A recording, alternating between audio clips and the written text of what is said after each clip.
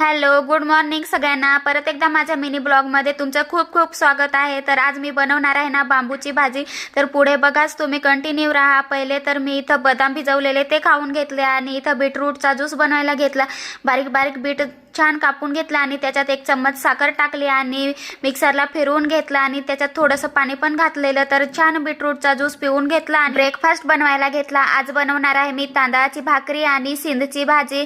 तर जे पालघर साईडचे आहेत ना त्यांना माहिती असेल की ही किती भारी भाजी लागते, त्यांनी नक्की खाली असेल तर मला कमेंट करून सांगा जे पालघरचे आहेत त्यांनी. तर इथं मी छान असे सिंध शिजवून घेतले आणि ते पिळून घेतले पाण्यातून काढून.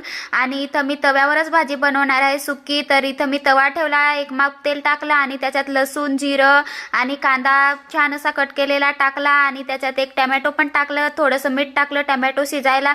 मस्त असा टोमॅटो शिजला की त्याच्यात चटणी टाकली आणि थोडेसे मसाले टाकले, छान असं परतवून घेतलं आणि ते शिजवून घेतलेला सिंध पण त्याच्यात टाकला, छान असं परतवून दिलं आणि थोडा वेळ झाकण ठेवून आणि आपली भाजी रेडी झाली.